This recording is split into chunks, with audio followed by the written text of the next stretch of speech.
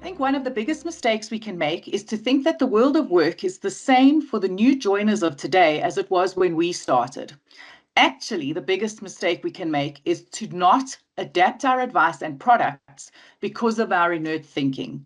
We've got Nkosinathi Mahlangu, Youth Employment Portfolio Head at the Momentum Group, with us today to share some of his views on what we, as the financial services industry, need to be taking into account when designing our business strategies for the future. Welcome, Nkosinathi. Thank you, Natalie. Okay, so let's get into it. We hear the term Gen Z thrown around a lot. Who exactly are the Gen Zs? Thanks for that question. And we do tend to be asked that question a lot as the Momentum Group. When you're looking at the Gen Zs, these are the generation group born between 1997 to around about 2012. And, the term that we use, usually we call them AMA 2000, because these are the young ones, these are the fast pace, the go-getters, and they are shaping the direction of our economy and the world of work as we speak. Sure. Sounds like my kids are in that group very definitely.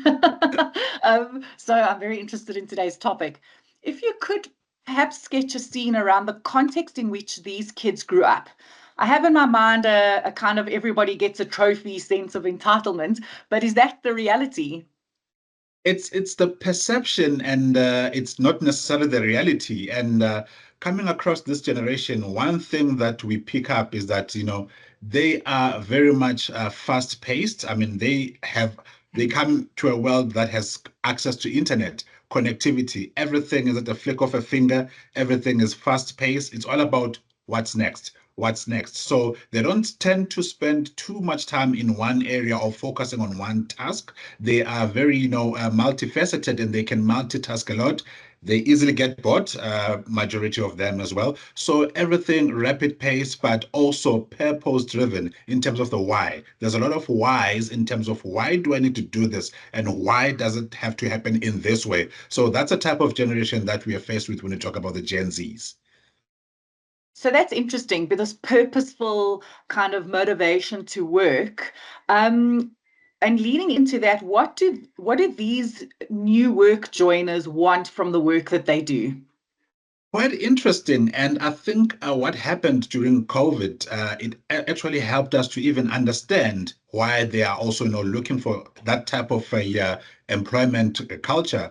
What they look for, especially when it comes to the world of work, is that work-life balance. They're very much big on work-life balance, where you need to, yes, I need to deliver. I've got my mandates, I've got my targets, and I've got all those deadlines. However, I also need to rest. I have family, I have things that I need to do. Most of them, they also I have to study.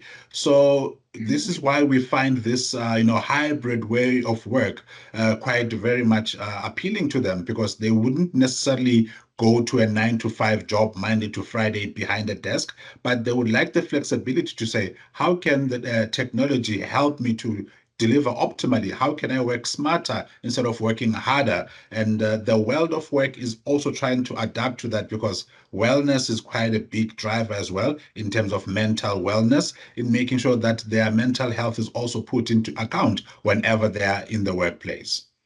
Mm. So you're sketching a scene definitely of an individual who wants to make an impact, who's seeking a work-life balance, and who has access to technology that can really answer, or has always had access to technology that can answer any question at any time, which is very different to when I was growing up, what feels like centuries ago.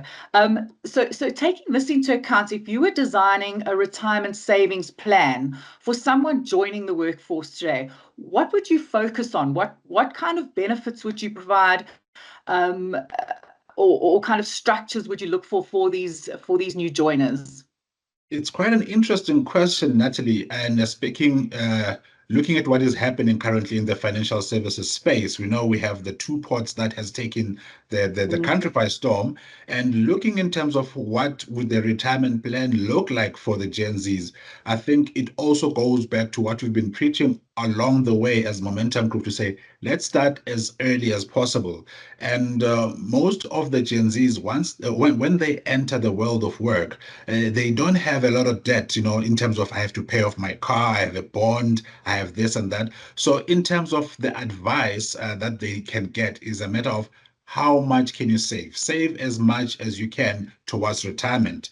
And when you start working, retirement seems very far. So you're thinking, 60 is going to happen 100 years down the line. However, the earlier you start and structure that retirement plan in such a way that you do have your savings, because goal saving is very much important, whereby over and above your retirement, we know that there is medium to long-term plans. Gen Zs, they love to travel, they love to explore the world. So if their savings offering can also include saving for the medium to long term, where they know that in 3 years' time, my holiday will definitely be affordable, and in 3 years' time, my other objectives will still be met, then that's a type of flexibility that I think needs to be put in place for the Gen Z, so that saving for retirement doesn't only look like things for the elderly people that I need not to worry about now, but what else can that be part of? And then we talk short term, medium term, long term savings and planning.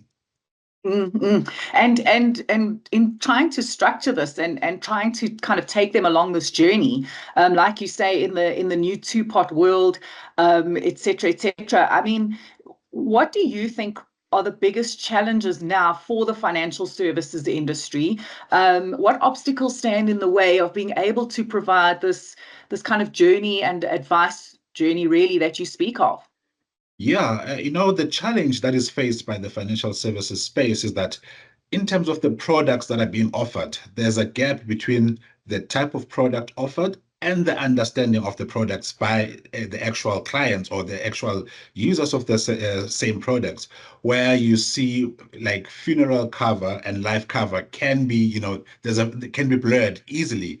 And without proper financial advice, one wouldn't know whether to take a life cover, or as we have seen in most communities, one person having multiple funeral covers. So it also helps in terms of getting sound financial advice, whereby the products that are being accessed by the general public or by any other member of the community is to say, this is what I need and this is how it works for me. Because once we have put all those in place, we also know that cost of living is very high. So should people need to tighten belts, the very first thing that they cancel is their insurance. So we also need to work very hard as the financial services sector to say, how do we bridge that gap whereby the product is being understood and we also give our clients the right product for the right type of life or the type of journey that they would like to embark on.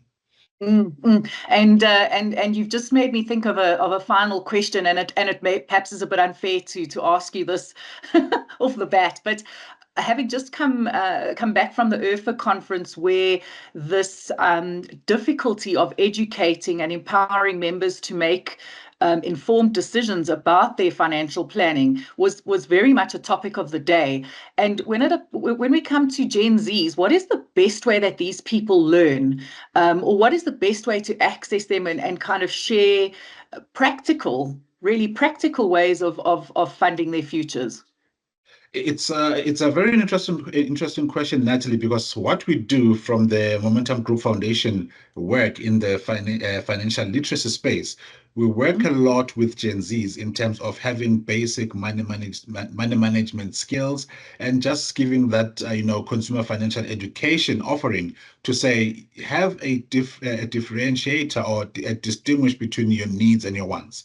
And one way to make these offerings very much exciting is to try and make it as interactive as possible and base it on the reality that they are exposed to in terms of making references, making examples, whereby when you are in a workshop or in a face-to-face environment, I think from a facilitation point of view, you have to also read the room in terms of who is your audience, because the delivery of financial literacy material for Gen Zs would definitely be different to the baby boomers, because there is a generational gap there and they absorb information differently.